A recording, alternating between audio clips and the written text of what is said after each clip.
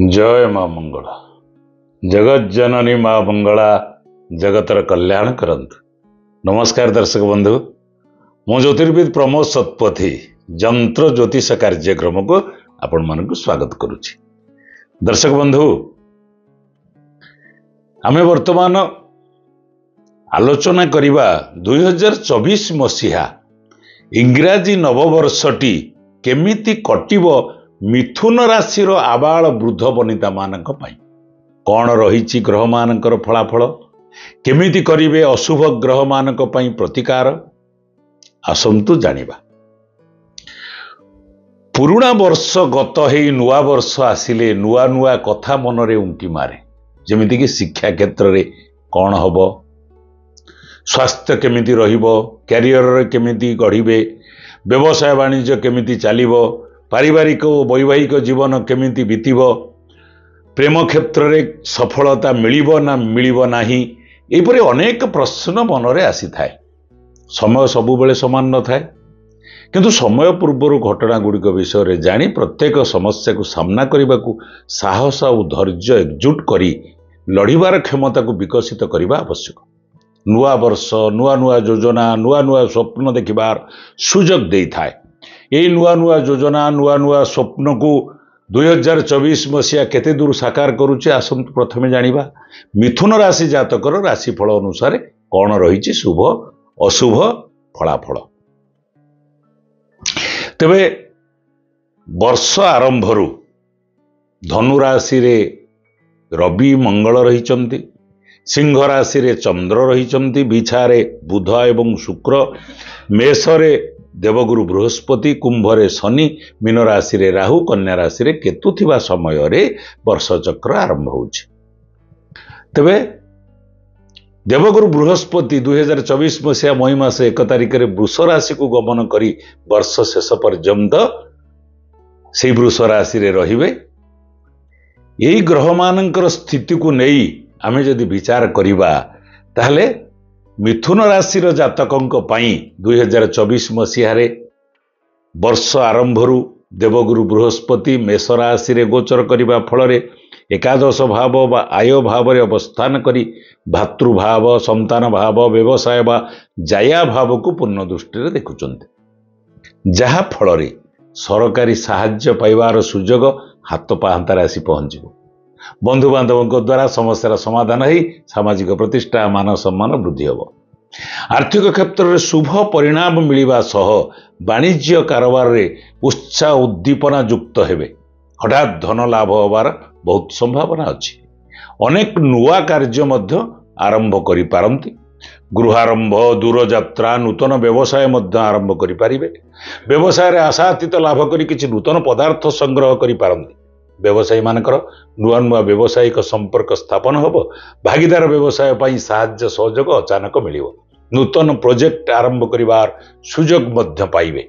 व्यवसाय रे पूर्व समस्या समाधान ही कम परिश्रम रे आशाजनक फल प्राप्ति होब। दूरयात्रा करिवार सुजोग पाई विशेष लाभवान हेबे। नूतन गृह, वाहन, जागा, जमी क्रय करि पारिबे। आर्थिक क्षेत्र रे परिवर्तन होई परिवार रे सुख शांति देखा दब। मांगलिक कार्यर आयोजन करी खुशी हेबे। अविवाहित युवक युवती माने विवाह करिवार सुजोग पाइबे। जीवन साथी सह बुझामणा ठीक रहिबा फल रे वैवाहिक जीवन रे सुख शांति बजाय रहिबो। प्रेमिक प्रेमिका माने प्रेम क्षेत्र रे मित्र मानक द्वारा विशेष लाभ पाइबे। आगु को बढ़िबा मध्य संभव होई परिबो। प्रेम क्षेत्र रे परिस्थिति जेते जटिल थिले मध्य कोनोसी प्रकार सेमते असुविधा होबनी। प्रेम संपर्क विवाह रे मध्य परिणत होई जाई पारे। विद्यार्थी मानक पई शिक्षा क्षेत्र में शुभ परिणाम मिलिबो।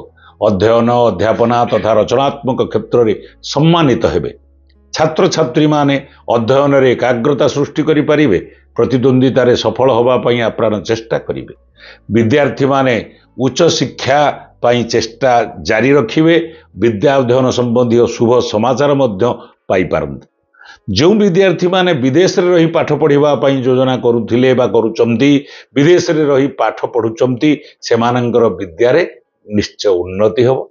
सरकारी साहाय्य सहयोग हाथ छड़ा होबार नाही।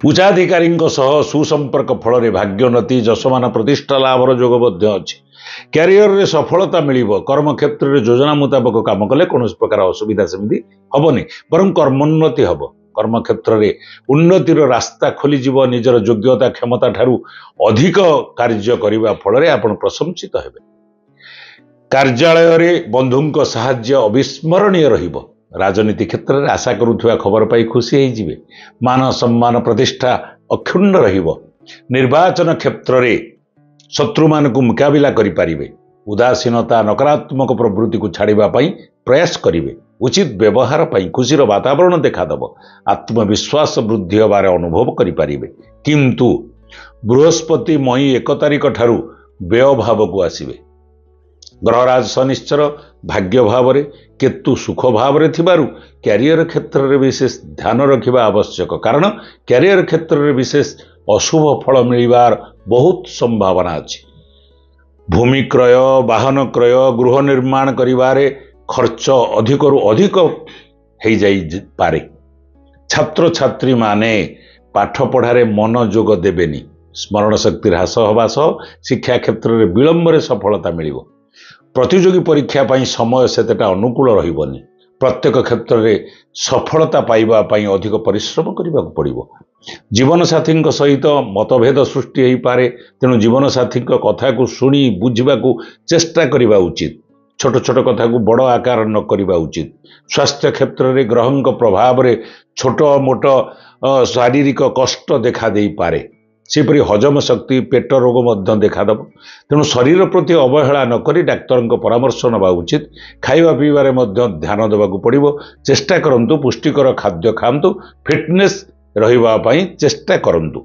जिम बा जोग आदि करंतु या आपणक पई बहुत भल हबो तेबे प्रतिकार स्वरूप सबु शनिवार मानकरे अस्वस्थ वृक्ष मूल गुड़ थोई प्रणाम करंतु प्रदक्षिण करंतु प्रत्येक शनिवार पानी रे टिके गोमूत्र बा गोमय पकई घर को भल भाव पोछंतु सबु समय मयूर चंद्रिका टीए पाखे रखंतु एवं सबुज रंगर रुमाल टीए मध्य पाखे रखी यात्रा करंतु ताहले देखिबे ए वर्षटी बहुत भलरे कटै दी पारिबे।